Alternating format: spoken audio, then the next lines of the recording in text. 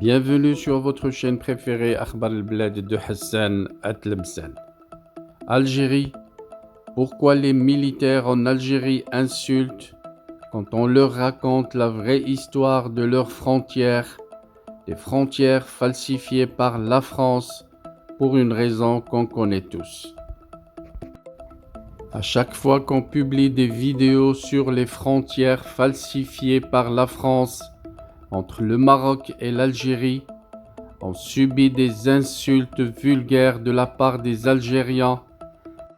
Je ne parle pas bien entendu de tous les Algériens, car les intellectuels et les honnêtes Algériens savent la vérité et préfèrent se taire quand il s'agit de parler de frontières entre le royaume du Maroc qui a tout sacrifié pour l'Algérie et le peuple algérien qui reconnaît le soutien immense que les combattants algériens avaient reçu du Maroc et du roi du Maroc, mais reconnaît également la trahison de Boukhoroba et ses caporaux de France qui ont trahi non seulement le Maroc, mais également les vrais moudjahidines qui ont voulu chasser la France et qui ont été tous poignardés dans le dos par Houari Boumedienne et sa junte militaire imposée par la France.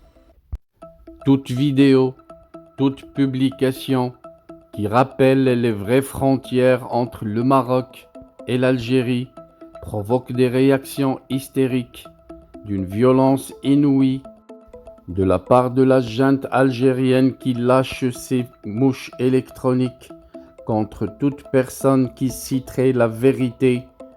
C'est ce qu'ils ont fait également contre le grand historien français Bernard Lugan, qui a préféré ignorer leurs insultes et les met au défi de répondre sur l'essentiel en leur posant 5 pertinentes questions auxquelles je suis sûr qu'ils seront incapables de répondre. 5 pertinentes questions qui certainement vont attirer l'insulte. À défaut d'arguments, les militaires algériens ne possèdent aucun argument et savent que les archives historiques sont contre leur hypothèse. Plutôt que d'ouvrir une saine discussion scientifique et donc dépassionnée, les dernières chroniques de Bernard Lugan consacrées à la question des frontières algéro-marocaines ont provoqué l'hystérie chez certains journalistes algériens.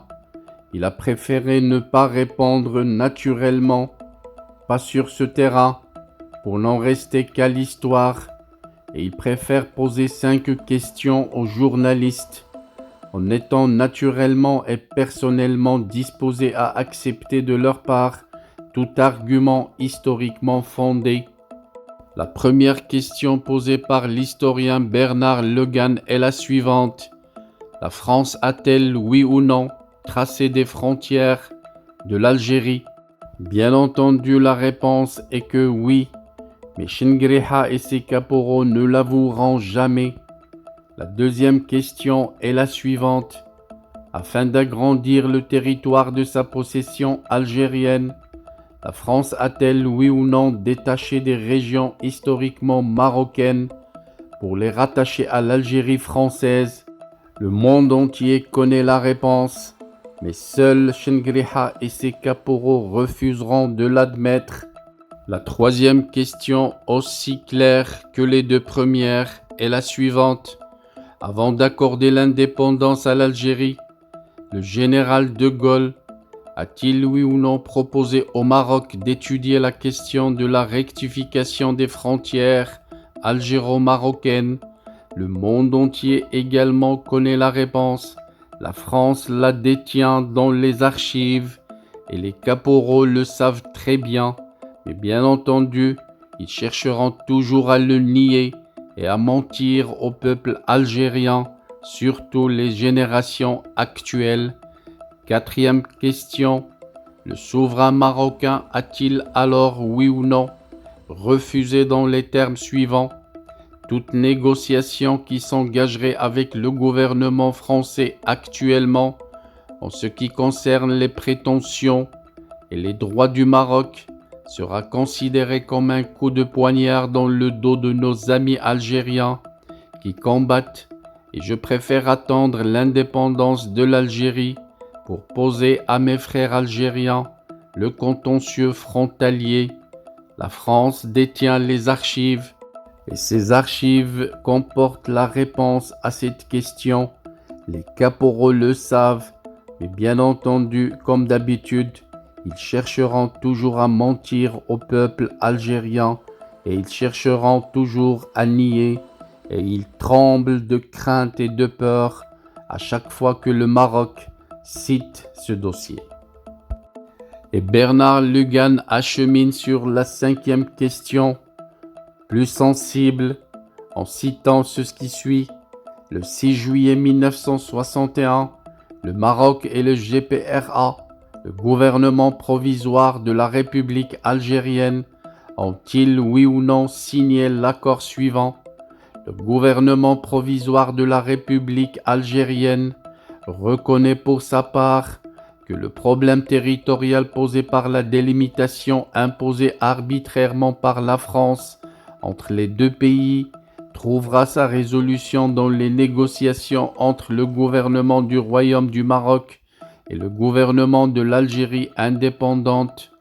À cette fin, les deux gouvernements décident la création d'une commission algéro-marocaine qui se réunira dans les meilleurs délais pour procéder à l'étude et à la solution de ce problème dans un esprit de fraternité et d'unité maghrébine. Protocole d'accord entre le gouvernement de Sa Majesté le Roi du Maroc et le GPRA, 6 juillet 1961. Gouvernement provisoire de la République algérienne. Pour mémoire, depuis Rabat le 4 février 1924, les services du résident de France écrivaient « Il n'est pas douteux qu'à cette époque, avant le protectorat, l'empire chérifien entendait nettement son influence au sud de l'Algérie et il coupait celle-ci du Sahara proprement dit, les oasis sahariennes du Touat, du Gourara et du Sidi Kelt, relevées depuis plusieurs siècles du sultan du Maroc, et des gouverneurs marocains y demeurèrent jusqu'à l'occupation française d'Ain Salah en 1902. En 1917, le général Gouraud, qui était alors commissaire résident général par intérim, demanda même le retour de Colombe Bachar au Maroc. Voilà donc ce qui fait très mal à Chengriha et ses caporaux. Les caporaux imposés par la France à la tête du régime algérien pour permettre à la France de continuer à piller les richesses de l'Afrique du Nord et continuer à semer la division entre les peuples du Maghreb pour permettre à la France de continuer à exister en Afrique du Nord et de continuer un colonialisme, mais d'une autre façon, un colonialisme délégué par l'intermédiaire d'une poignée de caporaux soumis à la France, des caporaux des services secrets français que la France a laissés en Afrique du Nord pour lui permettre de continuer à exister, continuer à gouverner l'Algérie. J'ajouterai une 6e question aux 5 questions que l'historien Bernard Lugan a posées aux Algériens. Comment ça se fait que par hasard, tous les vrais moujahidines qui ont tenté de chasser la France sont morts? Comment ça se fait qu'ils ont été tous assassinés la veille de l'arrivée des caporaux d'Algérie?